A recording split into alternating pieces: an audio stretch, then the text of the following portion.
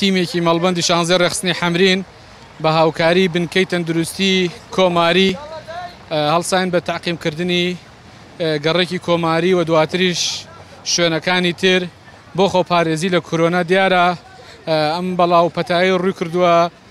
لەسەر ئاسەری جیهان خۆشبەختانە تا ئێستا پارێزگای سەلاحەدین لە ئاستی عێراق تا ئێستا هیچ حاڵەتێک تۆمار نەکراوە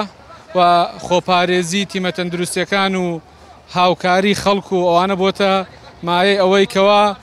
ڕێگری لەم نەخۆشیە بگیرە تا ئێستا. سوپاس بەخوا ئێمە خۆبەخشانە هەڵساوین بەم کارە بۆ ئەوەی بتوانین خزمەتێکی بچووک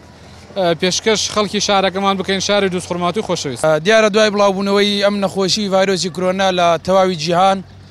ئەمڕۆ ئێمە کۆمەڵێک گەنج و کادری گێدی نیشتمانی کوردستان هەڵسان بە تاقیمکردنی ماڵ و گەڕەکانی دووسخورماتوو کە ئەم تیمە لە کۆمەڵێک گەنج و خۆبەخش و کادری گێدی نیشتمانی کوردستان پێکاتووە ئەم تاقیمکردنا بە خۆبەخشانەیە بەبێ بەرامبەرە هیچ کەسێکی هاوکاری نەکردوین تەنها ئەم کۆمەڵە گەنجە خۆی و مەڵبەندی گێدی نیشتمانی کوردستان لە قەزای دووسخورماتوو هەستاوە بەم کارە.